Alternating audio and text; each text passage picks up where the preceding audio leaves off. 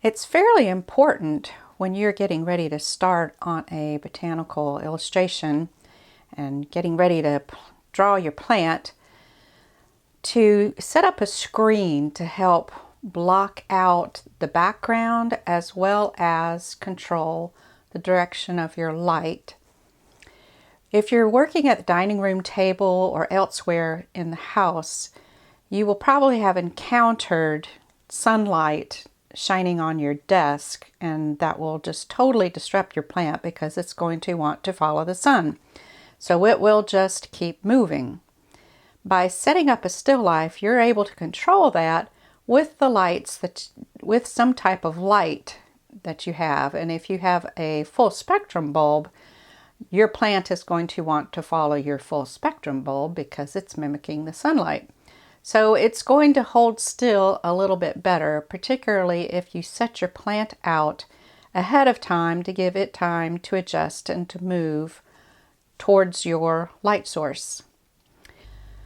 I have made this out of foam core, so it's fairly simple. I've made it fairly tall so that if I have a tallish plant, that it will fall, it will stay within this. For really tall plants, of course, you'll want something a bit bigger, or you just don't worry about it.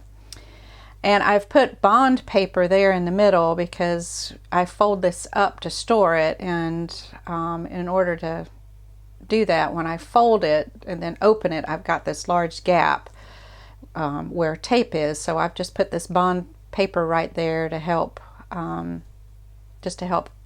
keep extraneous light coming in through the clear tape that I've taped these two foam core pieces together with. One of the ways that I arrange my plant is to use one of these foam things, and you can put it in a cake pan or something a little bit deeper and add some water in it for living plants.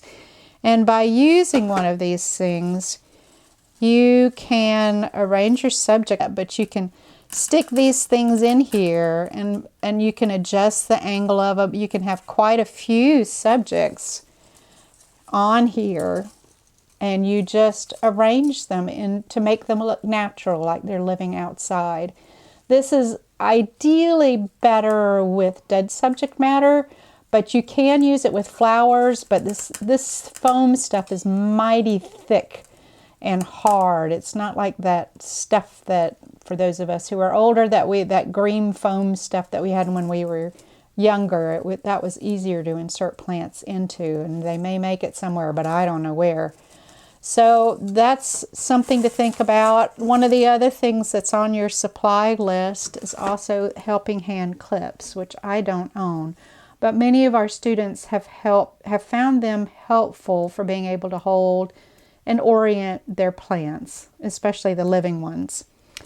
You should have somewhere in Padlet under Class 2, I think, is a PDF of how to help keep your plant alive and in position. But other thing that you can add is this tape. And you can use this to wrap it around, to a support, or just to stiffen the stem. And the same goes with this wire. And I got both of these at Michael's. This is a really thin gauge wire, and you can use it to wrap around the stems.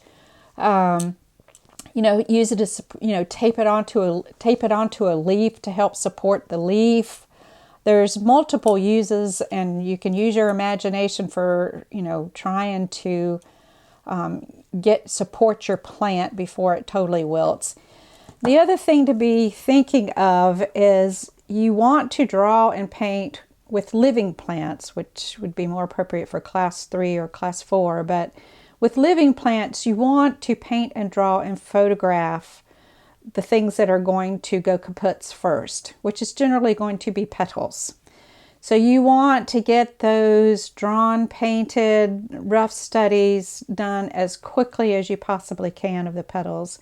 Generally speaking, the leaves will last longer, stems the last. So it would go in the order for drawing and painting life. Go for flowers to leaves to stem.